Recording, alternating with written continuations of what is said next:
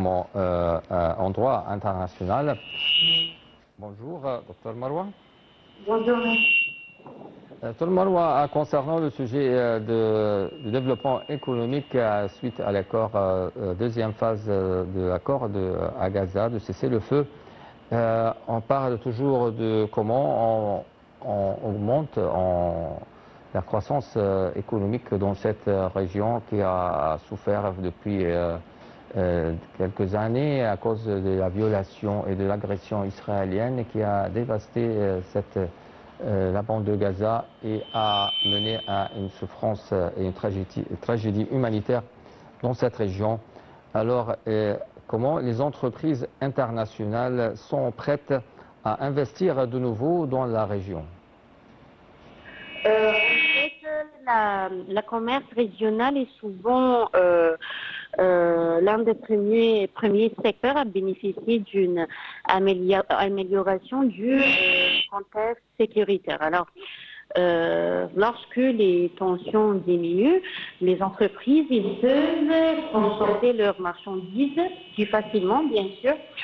Les postes frontières, ils fonctionnent de manière plus fluide. Et encore, les délais de livraison sont réduits. Alors, cela améliore le fonctionnement des chaînes d'approvisionnement qui sont devenues essentielles dans l'économie mondiale. Alors, et cette amélioration, il profite aux producteurs qui peuvent mieux organiser leur activité, mais également aux consommateurs.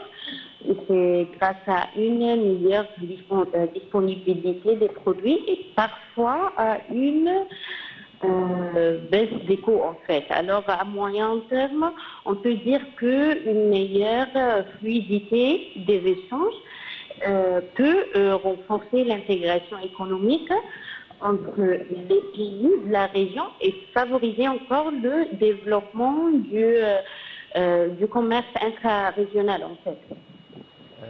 Bien, c'est bien. Alors, aussi, à votre avis, quels sont les principaux risques économiques qui subissent malgré cet accord? En fait, moi, je pense que cet accord, il constitue avant tout un signal positif pour les acteurs économiques, même si ces effets dépendront de sa mise en œuvre,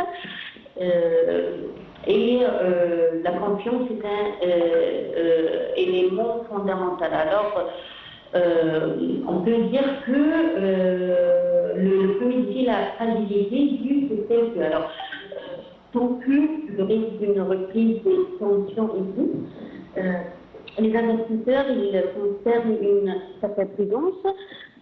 Les marchés financiers réagissent rapidement aux évolutions politiques et les investissements de long terme nécessitent beaucoup plus de visibilité. Alors, on a un deuxième risque, c'est les incertitudes géopolitiques. On voit que le Moyen-Orient est une région stratégique où de nombreux facteurs peuvent en fait influencer la situation politique. On peut dire que les relations entre les États, les enjeux énergétiques, les questions de sécurité ou encore les évolutions du commerce international.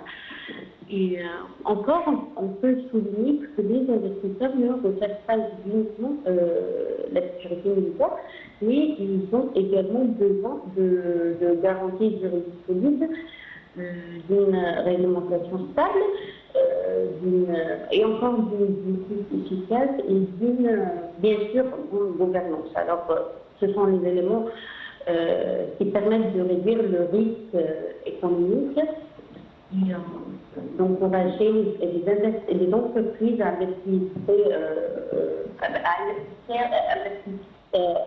investir durablement. En fait. C'est bien. Aussi, comment les institutions financières internationales perçoivent-elles les perspectives économiques de la région? Ok, Ok, on peut dire que concernant la perception du risque, on peut dire que lorsqu'une région est marquée par des conflits ou des tensions, les investisseurs ils deviennent plus prudents, bien sûr, parce qu'ils craignent que des interruptions d'activité, des difficultés logistiques ou encore une instabilité politique. Oui.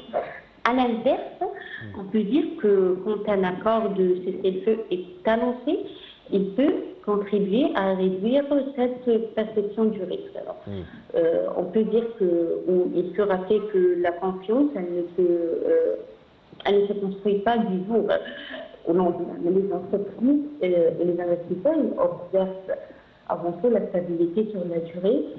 Et encore, ils veulent savoir si l'accord sera respecté.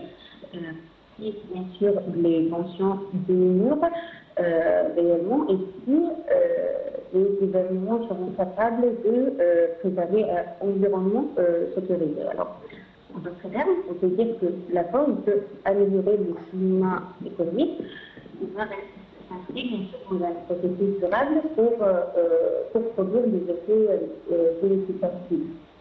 Oui, très bien. Bien sûr, l'économie et la politique ont une relation étroite et ça, toujours pour avoir une croissance ou améliorer le taux de croissance dans une région, on a besoin d'un climat de paix et de stabilité pour continuer dans les affaires et pour avoir une garantie pour les entreprises financières. Et alors, en quoi la reconstruction de Gaza peut-elle créer de nouvelles opportunités pour les entreprises régionales et internationales?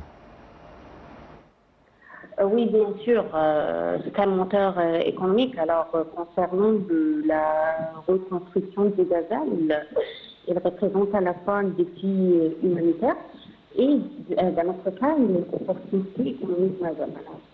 On peut dire que les besoins, ils concernent pratiquement tous les secteurs.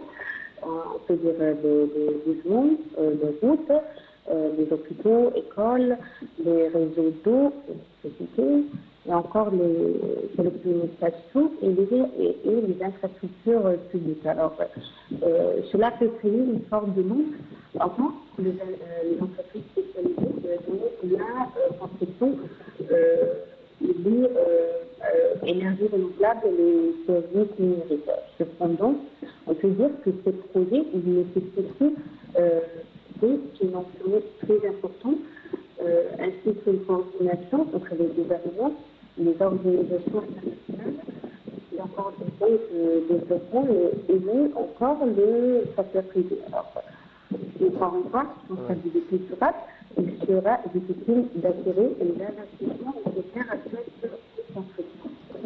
Ok, donc Dr Maroua, quel secteur, énergie, transport, logistique, tourisme ou technologie, pourrait connaître la plus forte croissance? Alors, bien sûr, on peut dire que l'énergie reste une priorité, notamment avec les projets de gaz naturel, d'électricité et d'interconnexion régionale.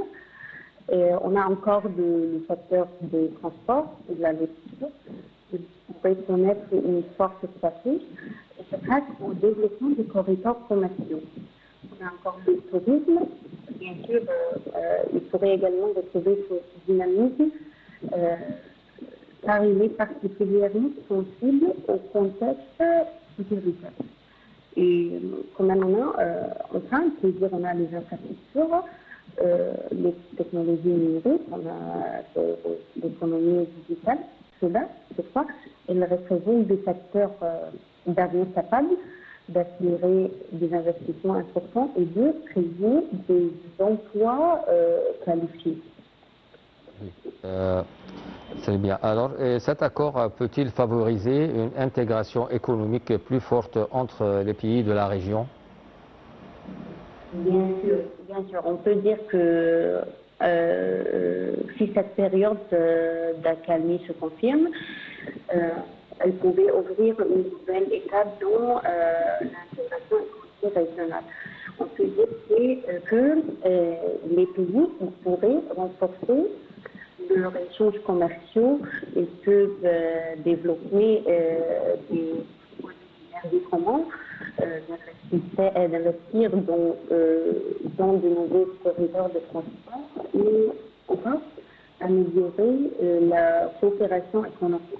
Et encore, cette dynamique, elle serait bénéfique non seulement pour la croissance, mais aussi pour la création d'emplois, l'innovation, l'amélioration de la compétitivité mondiale. Cependant, Docteur Marwa Rifat, vous êtes chercheuse en droit international. Merci bien d'être avec nous et vos éclaircissements concernant ce sujet. Voilà, mesdames et messieurs, on continue notre programme après cette pause.